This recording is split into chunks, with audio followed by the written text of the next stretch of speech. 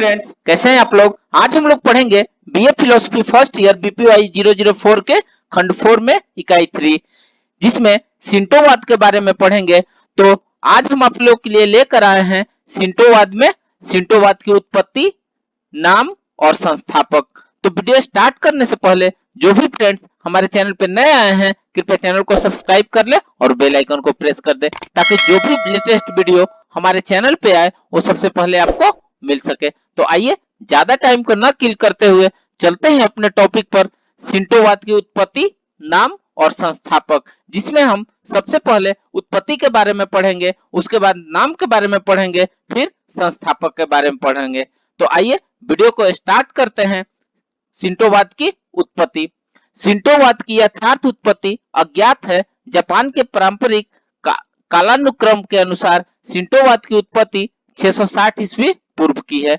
यह पहले जापानी सम्राट मिकाडो यानी जिमोटिनो का समय काल है। सिंटोवाद तीसरा सबसे प्राचीन धर्म है। यह राजनीतिक सिद्धांत और राष्ट्रीय स्थिरता में अपने योगदान के कारण विश्व के विभिन्न धर्मों में अति विशिष्ट स्थान रखता है।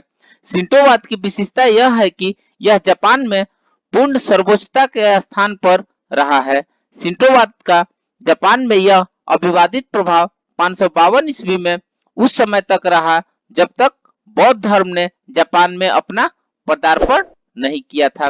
आइए अब नेक्स्ट देखते हैं नाम। सिंटोवाद का नाम कैसे पड़ा। सिंटो नाम एक प्रचलित पद है जिसकी उत्पत्ति चीनी शब्द सिन ताओ से हुई है। शब्द सिन का अर्थ कामी यानी ईश्वर और ताओ ताओवाद का विशिष्ट तत्व है, जिसका अर्थ है दिव्य मार्ग।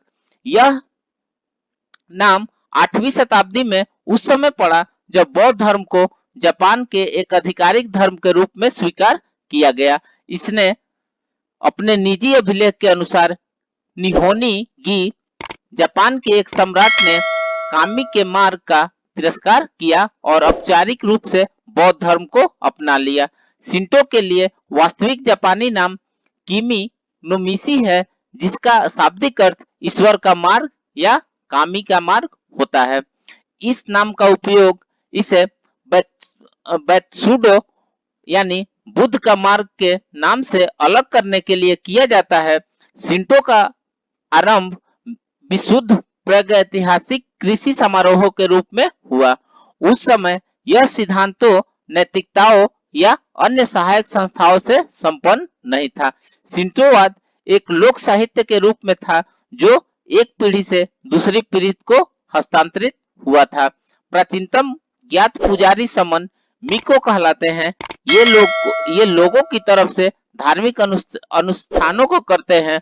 बाद में एक विशेष जाति यामाती के लोग अन्य जनजातियों की ओर से अनुष्ठान करने लगे। इस प्रकार के दायित्वों को पूरा करने से सिंटो राज्य का नेतृत्व उनके हाथ में आता चला गया। सिंटो 8वीं शताब्दी में उस समय तक स्पष्ट रूप से राजनीतिक हो गया था जब यामातो लेखकों ने राजकुल की दिव्य उत्पत्ति की बात कही और इस प्रकार उन्होंने शासन करने की वैधता कोकुताई सिंटो का दावा किया। इसके पवित्र ग्रंथों के अनुसार जापान के द्वीप पहली दिव्य रचना और फिर पहले मिकाडो यानी सम्राट जिमुटिनो सूर्य देवी अमातेरासु के प्रत्यक्ष वंशज थे।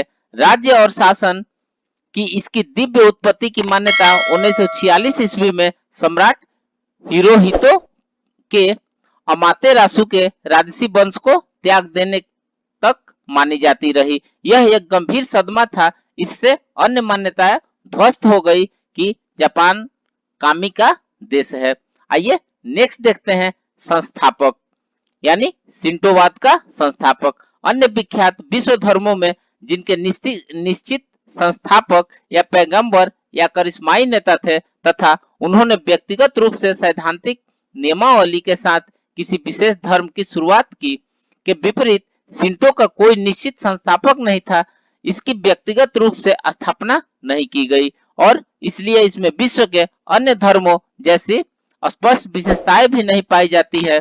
संस्थापक के संदर्भ में हम यह मात्र कह सकते हैं कि सिंटो के उन कुछ निश्चित यामातो लेखकों में खोजा जा सकता है जिन्होंने सिद्धांतों और मान्यताओं के कुछ निश्चित संग्रह प्रस्तुत किए। अधिकांश दिव्य सम्राट ही इसका आधिकारिक प्रमुख होता था। तो फ्रेंड्स, इस प्रकार से हमने शिंटोवाद में की उत्पत्ति, नाम और संस्थापक के बारे में पढ़ा। तो मिलते हैं फिर एक नए वीडियो के साथ में, तब तक से हमारे चैनल पे बने रहिए। धन्यवाद।